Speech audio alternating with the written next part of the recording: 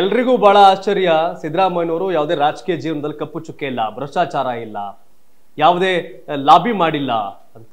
But ಅವ್ರನ್ನ ಇವತ್ತು ತಂದು ಕಟಕಟೆಗೆ ನಿಲ್ಲಿಸುವ ಹಂತಕ್ಕೆ ಕಾರಣ ಆಗಿದಿರಿ. ದುರ್ದಾರ್ಥವು ಹೇಗೆ ಸಾಧ್ಯ ಆಯ್ತಿದು? ಏನ್ ಕತೆ? ಕಾರಣ ಏನಪ್ಪಾ ಅಂತಂದ್ರೆ, ಯಾವ ಅಹಿಂದ ವರ್ಗವನ್ನ ರೆಪ್ರೆಸೆಂಟ್ ಮಾಡ್ತಾ ಇದೀನಿ ಅಂತ ಹೇಳಿದಂತ ಸಿದ್ದರಾಮಯ್ಯನವರು ಅಹಿಂದ ವರ್ಗಕ್ಕೆ ಸೇರಿದ ಒಬ್ಬ ವ್ಯಕ್ತಿಯ ಜಮೀನನ್ನ ಸತ್ತು ಹೋದ ವ್ಯಕ್ತಿಯ ಹೆಸರಿನಲ್ಲಿ ಡಿನೋಟಿಫೈ ಮಾಡಿ, ತದನಂತರ ತನ್ನ ಬಾಮೈದನಿಗೆ ಆ ಹೆಸರಿನ ಪ್ರಾಪರ್ಟಿನ ಕೊಂಡುಕೊಂಡು ಅದ್ರ ಮೂಲಕ ಅವ್ರ ಹೆಂಡತಿಗೆ ಅದನ್ನ ಗಿಫ್ಟೆಡ್ ಮಾಡಿಸಿದ್ರಲ್ಲ, ಅಲ್ಲಿ ಅವರು ಸಮಸ್ಯೆಗೆ ಸಿಗಾಕ. ಇವತ್ತು ನೋಡಿ, ಅಷ್ಟು ಬೆಲೆ ಬಾಳ್ತಕ್ಕಂತ ಜಮೀನನ್ನ ಕಬಳಿಸುವ ಎಲ್ಲ ಪ್ರಯತ್ನವನ್ನು ಮಾಡಿದ್ದಾರೆ.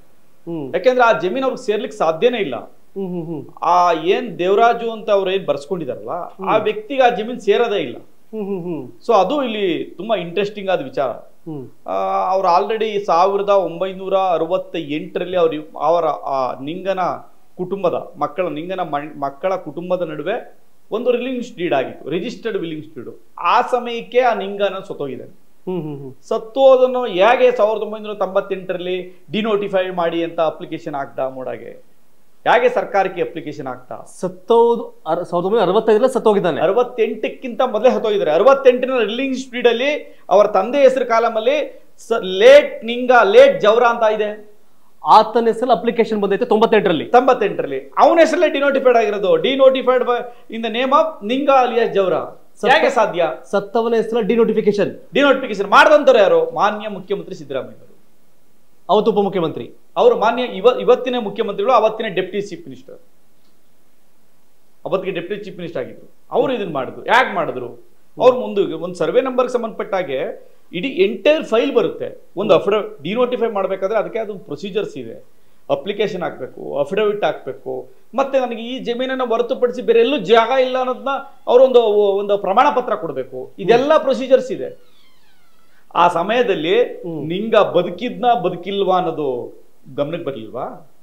ಬಂದಿದೆ, ಮುಚ್ಚಿಟ್ಟಿದ್ದಾರೆ. ಮುಚ್ಚಿಟ್ಟು ಇವರೇ ಅಪ್ಲಿಕೇಶನ್ ಬರೆದು, ಇವರೇ ಅಪ್ಲಿಕೇಶನ್ ಕೊಟ್ಟು ಡಿನೋಟಿಫೈ ಮಾಡಿ ಅದನ್ನ ದೇವರಾಜು, ಅವನು ಸಂಬಂಧನೇ ಇಲ್ಲ.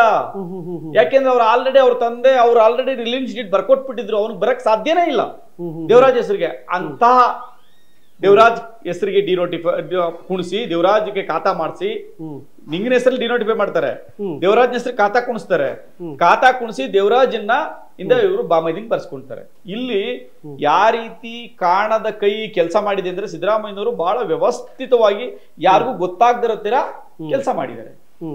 ಅದನ್ನ ಬರ್ಸ್ಕೊಳ್ಳೋದ್ರಲ್ಲಿ ತನ್ನ ಬಾಮೈದಿಂಗೆ ಅದನ್ನ ಸೇಲ್ ಡೀಡ್ ಬರ್ಸಿ, ಬಾಮೈದಿನಿಂದ ತಮ್ಮ ಧರ್ಮಪತ್ನಿಗೆ ಗಿಫ್ಟ್ ಡೀಡ್ ಮಾಡಿಸ್ಕೊಂಡು, ತದನಂತರ 2020ರಲ್ಲಿ 50-50 ಅನುಪಾತದಲ್ಲಿ ಈ 14 ಸೈಟ್ಗಳನ್ನ ವಿಜಯನಗರದ 1 ಮತ್ತು 2ನೇ ಹಂತದ ಪ್ರತಿಷ್ಠಿತ ಬಡಾವಣೆಗಳು ಮೈಸೂರಿನಲ್ಲಿ, ಅಂತ ಬಡಾವಣೆಗಳಲ್ಲಿ 14 ಸೈಟ್ಗಳನ್ನ ಪಡ್ಕೊಂಡಿದ್ದಾರೆ. ಇದು illegal gain, cheating to the government. And also at the same time so many documents are tampered. ಹೌದಾ? So many documents are ಟ್ಯಾಂಪರ್ಡ್.